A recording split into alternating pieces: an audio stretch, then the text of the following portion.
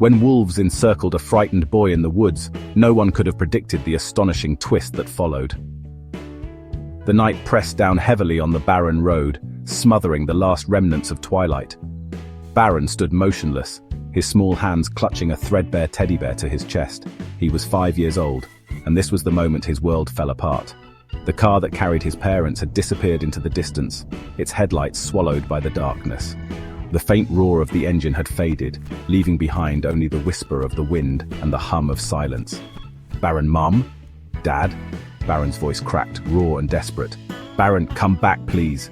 His cries pierced the stillness, but there was no answer, only the cold echo of his own voice bouncing back from the void. The air was cold, biting through the thin fabric of his jacket. Baron's knees trembled as the reality of his abandonment began to sink in. He looked down at his teddy bear, the last gift from his mother, and hugged it tighter. It offered no warmth, no comfort, just a hollow reminder of what he'd lost. The darkness deepened around him, and Baron's instinct was to move, to do anything other than stand still in the emptiness. He stumbled down the dirt road, his sneakers kicking up small clouds of dust that the moonlight failed to illuminate. Every sound around him seemed amplified, the rustle of leaves in the distance, the low whistle of the wind threading through the skeletal trees, even the faint scurry of unseen creatures. His imagination ran wild, conjuring monsters that he had only ever seen in the pages of his storybooks. Shapes shifted in the shadows, faces leered at him from the corners of his vision. A branch snapped somewhere behind him, and Baron froze, his breath hitched, shallow and fast, as he spun around to find nothing but an endless expanse of darkness. He clutched the bear tighter and forced himself forward, tears blurring his vision. Time slipped away, swallowed by fear and cold. Baron didn't know how far he'd walked or how long he'd been wandering when he first heard it, a low growl, soft but unmistakable. He stopped dead in his tracks, his heart thudding painfully in his chest. From the corner of his eye, movement, a sleek shadow darted between the trees, then another and another. Baron turned slowly, his legs trembling so violently he thought they might give out beneath him. Shapes emerged from the darkness, their eyes catching faint glints of moonlight. Wolves. They moved like ghosts, silent and deliberate. The wolves came closer and closer until they formed a circle around the trembling boy. Baron took a step back, and then another, until his heel caught on a rock and he stumbled to the ground. He looked up to see the wolves tightening their circle, their glowing eyes fixed on him. "Baron, no," he whispered, his voice a thin thread of sound. "Baron, please." One wolf stepped closer, its lips pulling back to reveal sharp teeth. Baron shut his eyes, bracing for the end. But the end didn't come. Instead, a soft snuffle, a gentle nudge. But instead of the attack he feared, he felt something soft brush against his cheek. He slowly opened his eyes and came face to face with a wolf with grey fur and gentle eyes. Her head was low, her eyes calm and steady as they met him. She nudged him again, her nose cold against his skin, and then lowered herself to the ground beside him. Baron blinked, unsure if this was some cruel trick his mind was playing, but the she-wolf didn't move, didn't bare her teeth or growl. Her warmth radiated against his side, chasing away the chill that had seeped into his bones. He hesitated, then reached out a trembling hand to touch her fur. It was coarse yet soft, alive with heat and motion. His fingers sank into it, and for the first time that night, his breathing began to slow. The other wolves stayed back, their eyes watching but no longer threatening. The she-wolf curled closer to Baron, her steady heartbeat thudding softly against his arm. Exhaustion overtook him, his eyelids grew heavy, and the fear that had gripped him so tightly began to loosen its hold. He didn't know why this wolf had chosen to stay by his side, why she hadn't turned on him like he'd expected. But at that moment, he didn't care. Baron's head rested against her flank, and as the sounds of the night dulled around him, he slipped into a deep, dreamless sleep. The first rays of dawn crept through the canopy, casting a soft golden light over the clearing. Baron stirred, the warmth against his side unfamiliar but comforting. He blinked, his eyes adjusting to the soft hues of morning. The events of the previous night rushed back, the abandonment, the wolves, and the she-wolf who had curled up beside him. Slowly he turned his head. The she-wolf was still there, her sleek silvery fur gleaming faintly in the dappled light. She watched him with quiet intensity, her amber eyes calm and unwavering. Baron didn't move at first, unsure of how to react. The fear that had gripped him so tightly last night had softened into a wary curiosity. He sat up slowly, his small hands still clutching the tattered teddy bear. The other wolves lingered nearby, their movements cautious yet unthreatening. Baron's heart thudded, but it wasn't the racing panic of before. It was something softer, a tentative recognition that for now he was safe. As he glanced back at the she-wolf, she let out a low, almost imperceptible rumble. Not a growl, but something gentler. It reminded him of the hum his mother used to make when she'd hold him close. He exhaled shakily and nodded, as if answering a question only he could hear. Baron, okay, I get it. You're not going to hurt me.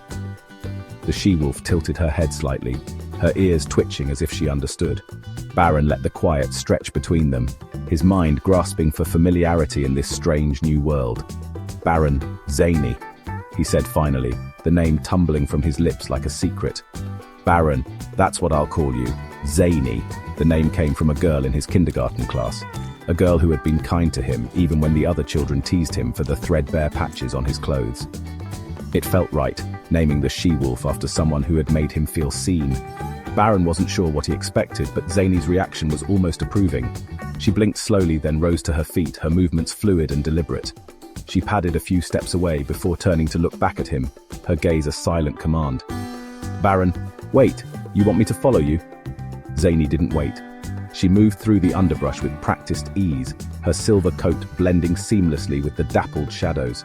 Baron hesitated for only a moment before he clutched his bear tighter and stumbled after her. It wasn't long before Baron realized how unprepared he was. His stomach growled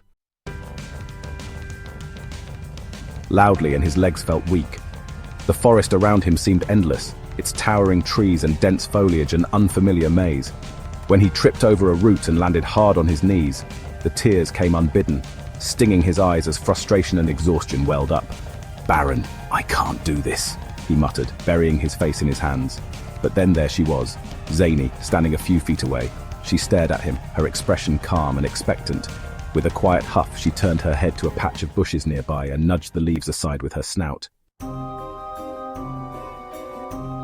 Baron sniffled and wiped his nose, curiosity overcoming his misery. He crawled over to see what she had found. Berries, small dark ones clustered together. Zany gave another huff and looked at him as if to say, "Go on, try it." Baron hesitated, but hunger overpowered caution. He plucked one and tasted it, the tart sweetness exploding on his tongue. He nodded gratefully at Zany, who sat back on her haunches, her tail swishing lightly against the ground. Over the next few hours, Zany led him to a small creek where he drank greedily from the cool water, her ever-watchful presence guiding him through every new discovery. Baron began to feel something he hadn't felt in what seemed like forever: hope. That night, as he sat beside Zany under the pale glow of the moon, Baron let his gaze linger on her. The way she watched over him, patient and protective, reminded him of something he had lost, or maybe something he had found. "Baron, you're like a mom," he whispered, his voice soft and full of wonder. Zany didn't respond, of course, but her eyes met his, and in them, he saw something he hadn't dared to hope for, a reflection of the love he thought had abandoned him. For the first time since he was left on that lonely road, Baron felt the stirrings of trust. It wasn't complete, and it wasn't easy, but it was there, a fragile thread connecting him to the silver wolf by his side. And for now, that was enough. The first few weeks were a blur of instinct and survival for Baron. The wolves, once a source of fear, became his unexpected guardians. They allowed him to follow, though their movements were swift and deliberate, often leaving Baron scrambling to keep up. Zany always lingered a little longer, her steady presence a silent reassurance. Over time, Baron began to understand their rhythms, their silent communication, and the unspoken bond that tethered the pack together. The wolves shared their kills, leaving scraps of meat for Baron. It was a harsh adjustment for the boy who had once known the comforts of cooked meals, but hunger drove him to adapt.